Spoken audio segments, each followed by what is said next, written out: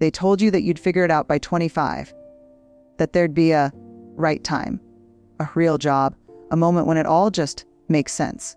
But what if never arriving is the point? What if your soul was never designed to settle down, but to keep growing, stretching, unlearning, and relearning, even if it terrifies you? I remember standing in my kitchen at 37, holding a chipped mug of coffee that had gone cold in my hands. The sun was pouring through the window like it always did. The dog was asleep in the same spot on the rug. Nothing looked different, but everything felt different. My life on paper looked beautiful. I had the job, the house, a marriage that was stable, at least from the outside. The kind of life I had worked for, planned for, strived for, the version of success I once swore would make me happy. And yet, there I was, staring at the tiled floor, heart pounding in my chest like I had just heard bad news. But nothing had happened, no crisis, no tragedy, no explosion. Just a quiet, hollow ache I could no longer ignore. I felt like a stranger in my own skin, like I had been playing a role for so long that I forgot who I actually was underneath the performance. The truth was, I was exhausted from pretending I was okay. I was outgrowing a life that I had worked so hard to fit into. That morning, I grabbed a book from the shelf, one I had bought months ago but never opened. It was about trauma and emotional healing. I wasn't even sure why I picked it up, but within a few pages I was in tears. Not because it was sad, but because it made me feel seen. It named something I hadn't dared speak aloud. That we can be deeply loved and still feel deeply alone. That we can be surrounded by people and still feel unseen. That we can have it all and still feel like something vital is missing. In that moment, I realized I hadn't failed at life. I had just outgrown the story I had been telling about who I was supposed to be. See, we're taught that life is about reaching milestones. Graduate, marry, succeed, retire. But no one teaches us what to do when the story we built our identity on stops feeling true. When the mask starts to suffocate. When the roles we played start to feel like cages. I thought I was broken. But I wasn't. I was just awakening. Awakening to a deeper truth that growth is not just about leveling up. It's about shedding, about letting go of what no longer fits. About grieving the identities that once protected us, but now confine us. That cold coffee morning changed everything. Not because I suddenly had answers, but because I gave myself permission to start asking different questions. Who am I becoming? What do I want now, not 5 years ago? What parts of me have I silenced just to keep the peace? And here's what I learned. Staying in a life that no longer reflects who you are is its own kind of heartbreak. The world will applaud your consistency, but your soul will beg for your truth. And at some point, you have to choose comfort or authenticity, safety or aliveness, the life you planned or the life you were born for. That moment in my kitchen, it wasn't a breakdown, it was an invitation to stop performing, to start becoming, and to trust that the version of me I hadn't met yet, the one waiting on the other side of fear, was worth it. There's a moment I'll never forget. I was in a room full of brilliant people, sitting at a long conference table, pretending to understand a conversation I couldn't keep up with. They were throwing around terms I didn't recognize, referencing strategies I hadn't studied, and I sat there nodding like I was fluent in a language I had never learned. Inside, I was spiraling, not because I didn't know, but because I couldn't admit it. I was terrified that the second I said, "I'm not sure what that means," they'd all realize I didn't belong, that I had somehow slipped through the cracks and landed in a room I wasn't qualified to sit in. So I smiled. I took notes I didn't understand. I laughed at things I didn't find funny. And I left that meeting with a pit in my stomach that sat there for days. That's the cost of pretending. Not knowing isn't the problem. It's what we make, not knowing, mean that wounds us. We confuse uncertainty with unworthiness. We confuse curiosity with incompetence. And we shame ourselves for not having answers we were never taught in the first place. The vulnerability of not knowing is brutal, because we live in a culture that equates knowledge with value and confidence with credibility. And if you're someone, especially a woman, especially a person of color, especially someone who already feels like they're lucky to be here, the pressure to perform certainty is suffocating. But here's the truth. Pretending to know when you don't is not strength. It's self-abandonment. I've learned this the hard way. After years of trying to be the smartest in the room, or at least look like it, I finally had a conversation with my therapist that cracked me open. I told her how scared I was of being found out, how exhausting it was to keep up the act. She looked at me and said, "Brené, what if your power isn't in being the one who knows, but in being the one who is willing to ask?" That sentence redefined everything. Because psychologically, our brains are wired for cognitive closure, that urgent, restless need to have the answer to end the discomfort of ambiguity. But that drive, if unchecked, can keep us locked in shame. It can stop us from raising our hand, from starting something new, from being honest about where we are. And the truth is, every breakthrough starts with, "I don't know." Every invention, every masterpiece, every healing, every shift in a relationship. It all begins with someone brave enough to not pretend.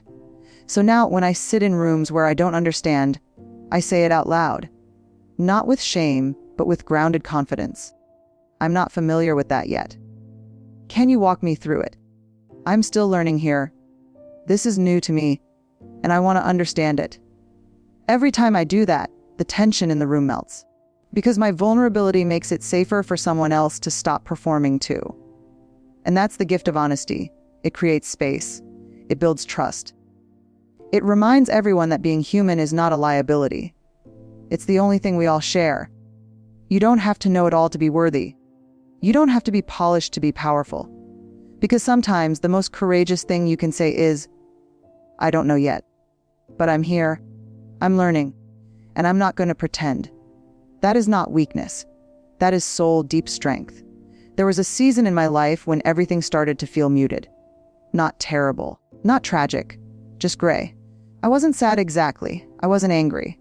I wasn't even burned out in the way we usually describe burnout. I was just tired of caring. Tired of trying to make things meaningful. Tired of hoping people would change. Tired of giving so much of myself and still feeling like none of it mattered. I would scroll past inspirational quotes and roll my eyes.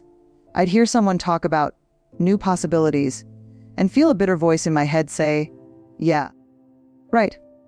I found myself snapping at people who were excited, not because I was mad at them, but because their hope irritated something raw in me. That's when I realized something dangerous had happened. I wasn't just tired. I had become cynical. Not in a dramatic, loud, combative way, but in that quiet, soul-wearied way where everything starts to feel pointless, where even beauty feels suspicious, where joy feels out of reach, and you start protecting yourself from disappointment by expecting nothing at all. Cynicism doesn't arrive with a bang. It drips in like a slow leak. And before you know it, it's soaked everything. But then something happened. A friend invited me to join her for a community art class. A small writing group where people shared poems and scribbled half-formed thoughts and called it creativity. At first, I laughed. I was too busy, too old, too serious for something like that, but I went anyway, mostly to be polite. And then, sitting in that circle of strangers, listening to people speak raw, unedited truth, something cracked open in me. Not a huge breakthrough, not a thunderbolt, but a spark, a flicker, a tiny, stubborn ember of curiosity. I went home that night and opened a blank page. Not because I had anything brilliant to write, but because I wanted to feel that warmth again, the warmth of wonder. Psychologists talk about, and novelty, as vital components of mental and emotional health. When we experience something new, surprising, or beautiful, our brain releases dopamine, the same chemical tied to joy, motivation, and connection. But awe doesn't just show up in front of waterfalls or mountain peaks. It shows up when we notice, when we open, when we wonder. Curiosity saved me from the cynicism that was slowly closing in. And I don't mean the curiosity that seeks productivity or performance, not learn a new skill to get ahead curiosity. I mean the kind that has no agenda, the kind that whispers, what if? What if there's still more to see? What if you're not done becoming?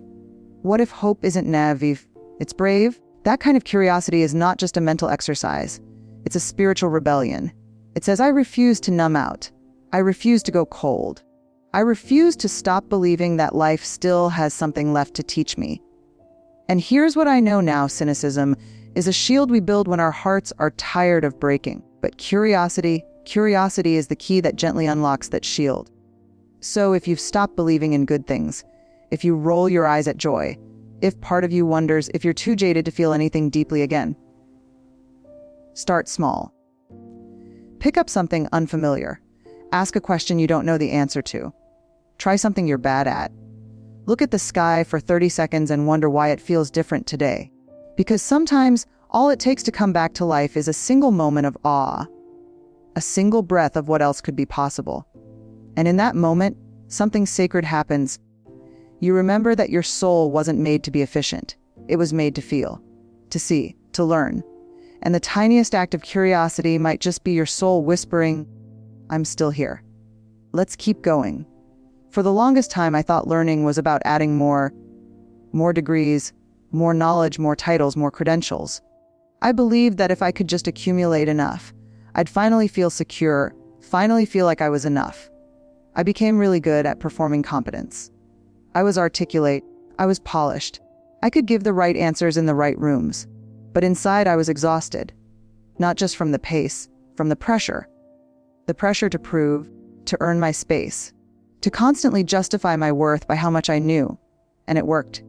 On the outside, I looked like someone who had it all together. But there was a voice inside me that would not stay quiet. It whispered things like, "This isn't who you are. You're tired of pretending. You're still hiding." And one day I was sitting in a workshop, not leading it, just attending. The topic was self-worth and shame.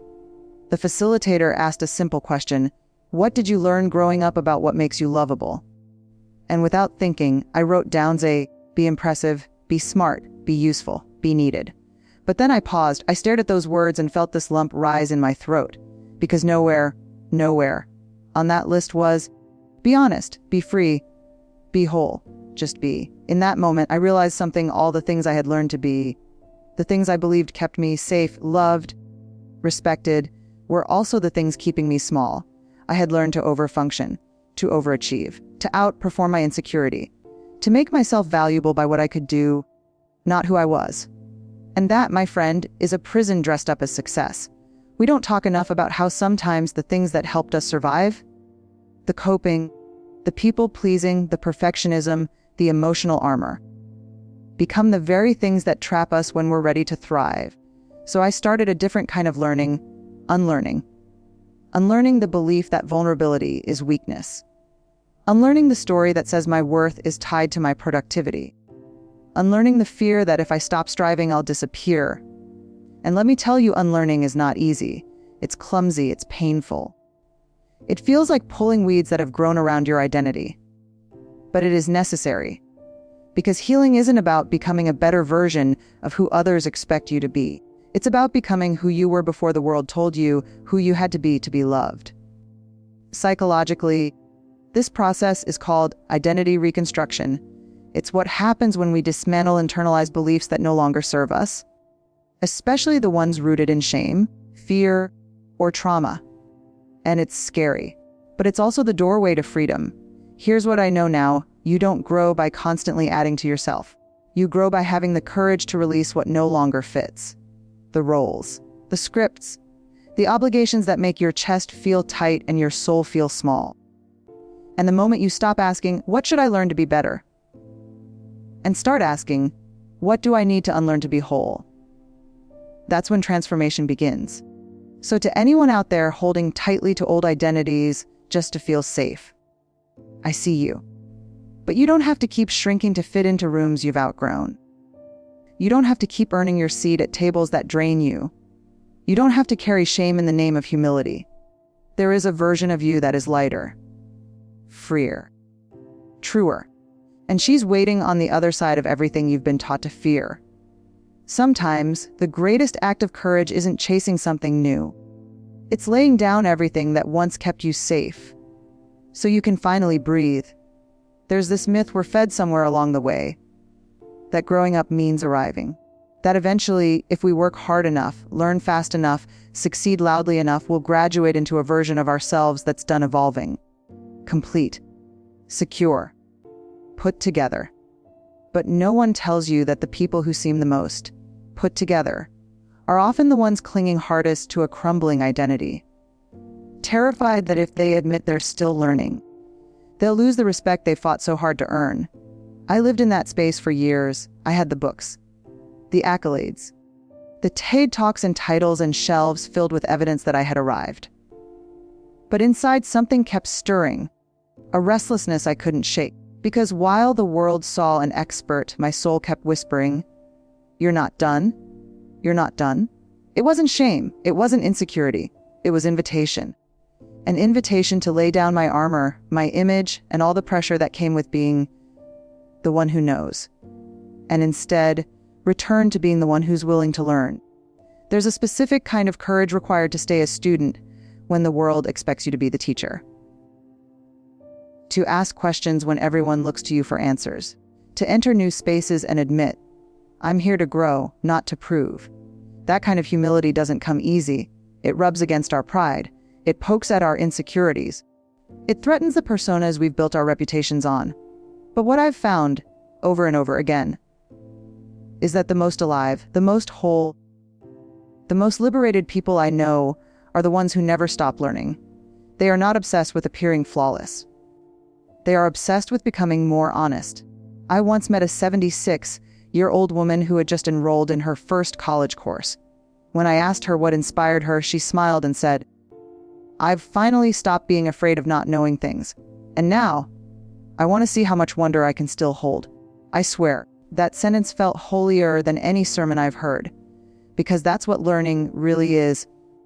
Not a race to arrive, but a return to wonder.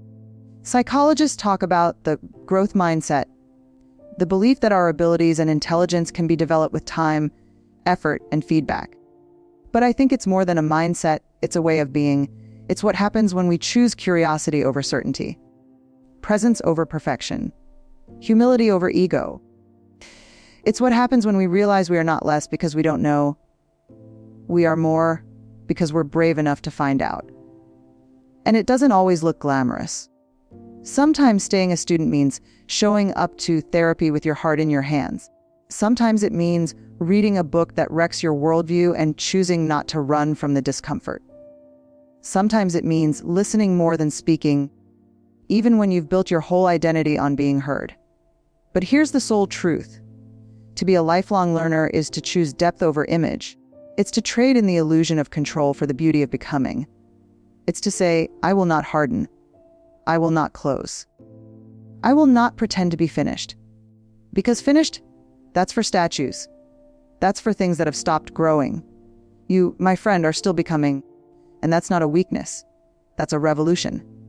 In a world that prizes expertise, choosing to stay teachable, choosing to stay soft, open, curious, is one of the bravest decisions you will ever make. So ask the hard questions. Admit when you're new. Let the world surprise you again. Because the moment you stop learning isn't the moment you become wise. It's the moment you start shrinking. And the soul was never meant to shrink. It was meant to expand, stay a student, stay open, stay wildly unfinished. That's where the real magic lies. So if you feel stuck, numb, or like life has gone quiet around you, maybe it's not a crisis. Maybe it's a calling. Not to change your whole life overnight, but to pick up something new, to ask a hard question, to sit with something you don't understand. Because the moment you choose to learn again, not to impress, not to fix, but to feed your soul, that's the moment you come back to life. You are not finished. You are still becoming. And that is the most beautiful kind of learning there is.